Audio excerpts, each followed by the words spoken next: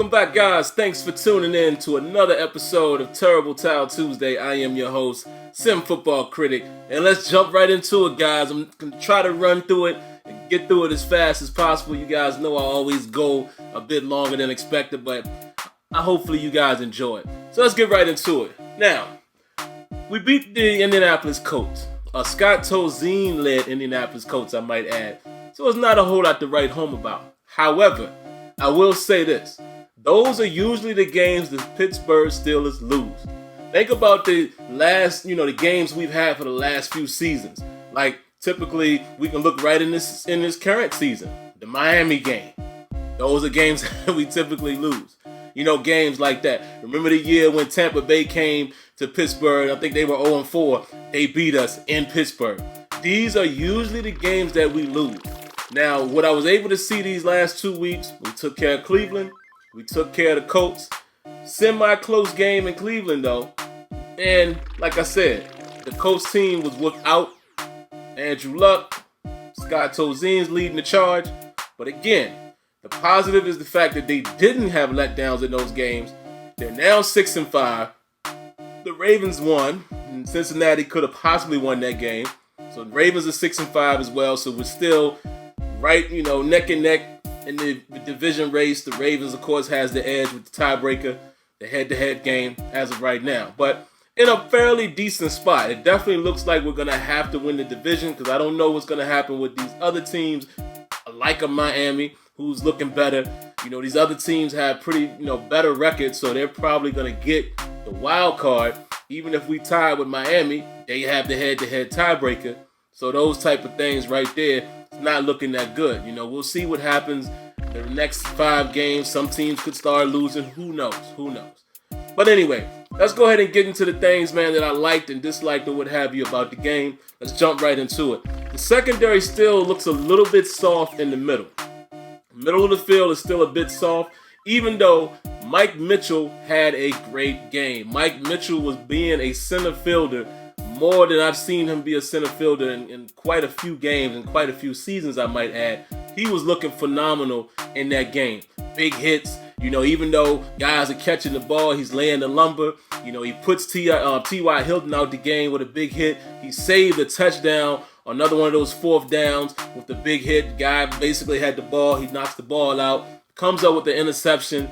He had a phenomenal game. He made a nice goal line stand himself when Tolzien tried to run the ball for the second time.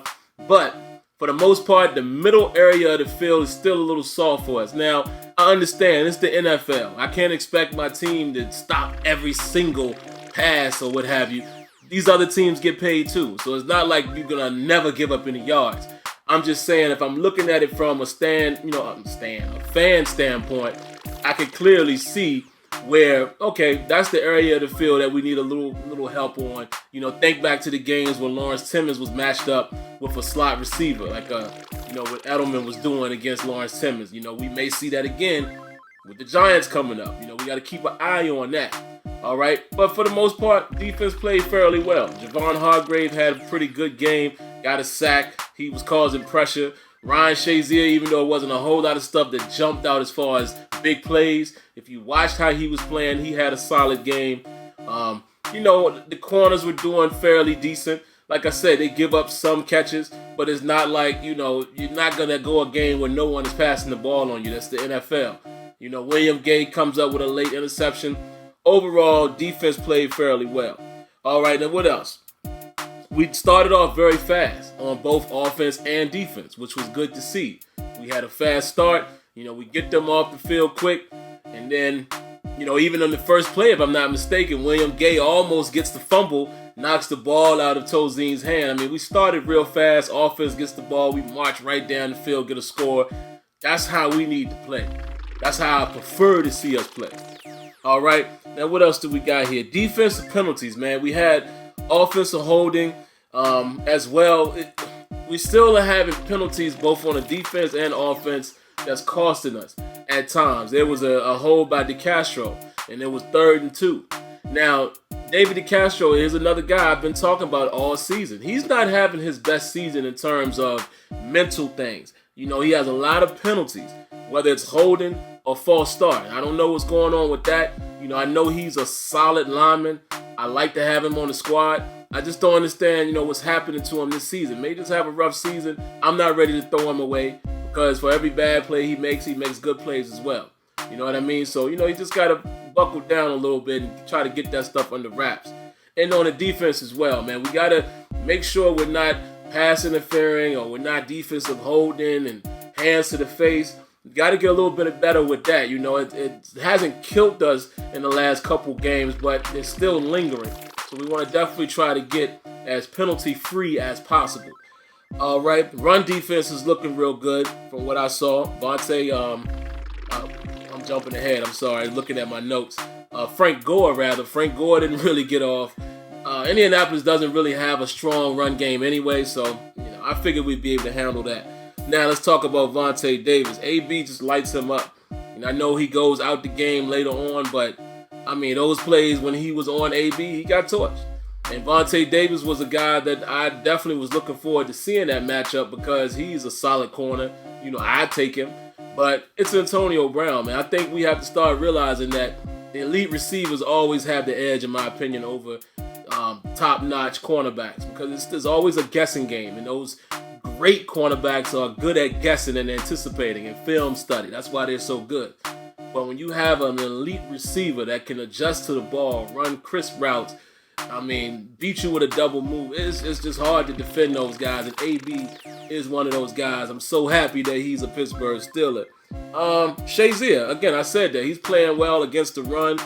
If you go back, if you do like I do a lot of times, I'll go back and watch the games. If you look at the game, Shazier was definitely all over the field as well. Like I said, it wasn't any big plays that jumped out, but he was doing his job. Everybody was doing their job for the most part. Sean Davis, a beautiful save down in the end zone when Tozine tried to scramble the first time. And it was nice to see Sean Davis, make that quick decision. He comes out of coverage and was like, listen, I'm going to go hit this guy. Made the tackle. I know Tozine stumbled a little bit, but primarily, most of the reason why he fumbled, I think, was because he saw Sean Davis. So, outstanding play right there. I have high hopes for both him and Artie Burns. Great to see these guys getting the time that they're getting because they're going to need it. Because these guys are going to be core contributors, I believe. I think we're looking at the foundation of what our defense is going to be, in the secondary. I think Sean Davis is going to be a huge part. I definitely think Artie Burns will be a huge part. We'll see what happens with Senquez Golson come next year, and we'll see what happens in the draft. Who knows? The Steelers may go after another cornerback. Cockrell might not be the answer. William Gay is getting older. We'll see. I like Cockrell. I think he still has room to grow, relatively young guy. But I think Sean Davis and Artie Burns is going to be a staple in this defense, as well as Javon Hargrave. So we're looking at that. We're looking at the new Steelers start to develop. Great to see. All right, what else do we have here? We can't get off the field on third down. That's my biggest pet peeve with our defense right now. Like I said, I know we give up the middle of the field a lot, but a lot of times when we give up these third downs, a lot of times now we're even seeing fourth down, it's in the middle of the field. We have to find a way to get off the field a lot better. Listen, we're not an elite defense right now. I know that. I think we all know that. We're not an elite defense, but can we at least be a defense that can get stops when necessary? You understand what I'm saying? The big moments. Situational football. We have to find a way to get better with getting off the field and on third down situations. You play defense to get offenses into a third down situation to get them off the field. We're not doing a great job with that. Not as consistent as I would want it to be. Let's not forget. You're looking at Cleveland, which Cleveland went rampant on third down and fourth down, I might add. Like they were 5 for 5, if I'm not mistaken, on fourth down. And you look at Scott Tozine controlling the Colts offense, and look at what they're able to do. So imagine playing against more big time or more elite quarterbacks. Guys that you may face in the playoffs if we were to get there. Or even Joe Flacco when we face them again. You see what I'm saying? We have to tighten that up. We're at the end of the season now. It's not like there's going to be a much difference as far as getting better or getting worse. But we need to try to get slightly better in that area if we're we're going to make any type of noise, because right now, I'm not liking that. I'm really not liking that. Drops. There were a lot of drops by the Colts. Let's not look past that. T.Y. Hilton dropped what looked like a short touchdown with his speed. Moncrief had a few drops. And I think there were a couple more drops. So we got saved in some scenarios with drops. We even saw that in the New England game, if you guys remember. There were times where Edelman and other guys dropped third downs that should have been caught. And this is what I'm saying. The offenses are actually helping our defense in those scenarios. So that's why I said we have to improve in those areas if we're going to make any type of noise. What else we got here, guys? I talked about the interception about Mike Mitchell and William Gate. Good to see that. Offense. They scored on the first 3 possessions. That's what I'm talking about, man. That is what I am talking about. If we're going to be that powerhouse offense that everybody expects us to be, we have to continue to do that. We have to be a team that comes out and pushes it right down your throat. If you watched Monday Night Football, look at what Aaron Rodgers did. First possession, they just come right down, score, bam. That's what we need to do. And I noticed that Aaron Rodgers and the boys was in no huddle a lot. I like to see us do that a little more. Especially against teams like the Ravens when we face them on Christmas. They know us. We can't do the same game plan. We need to keep a fast pace or something going. Because when you're playing those type of teams that know how you play, you have to keep them off balance. You can't line up and think you're just going to do man on man and no, that's not going to work, especially in the run game. I know I'm getting off track a little bit, but with the Ravens being so good against the run, we're going to have to do something different come Christmas Day. What else we got here? Ladarius Green, man. Ladarius Green, he's looking like we can see the future here, right? He can clearly get behind the defense and work that middle, work their sides, like the corner angles and the, post corners and stuff like that. I'm liking what I'm seeing. 2 big-time catches for chunks, like Coach Tomlin likes to say. Big-time chunk plays by Ladarius Green, especially the one when Ben was floating back. He was getting sacked and he just threw it up. He was under pressure and he just threw it up. Those are the plays that you like to see with a guy who has not been there for the whole season. A little bit of chemistry working there with him and Ben. That's what I'm talking about. He could be a key component for us even the rest of this season, because I'm telling you, opening up that middle, man, a guy that can stretch the field like that is going to allow defenses to have to, collapse on him at times and lead AB perhaps in more one-on-one situations. Speaking of that, Eli Rogers, nice big catch on the first drive. I love that little move he made to turn the guy around and get extra yards. He's another guy that I'm big on, man. I think we're looking at what couldn't be going forward, the rest of this season as well as next season, because we'll see what's going to happen in terms of like Martavis Bryant and those things. But I think Eli Rogers, will be solidified in the slot. Of course, AB, and then we'll see who will be opposite of him. You expect it to be Martavis Bryant. Who knows? Sammy Coates, is dealing with injuries right now, so he's really not as available. We'll see what happens. I think Marcus Wheaton's time may have come and passed. I think he may be done in Pittsburgh. What else we got here, guys? Getting points after turnovers. That's definitely stuff that we have to continue to work on. I see that we were able to do that a little bit here in this Colts game, but we got to continue to do that. And last 2 things I would say. The offensive line played very well.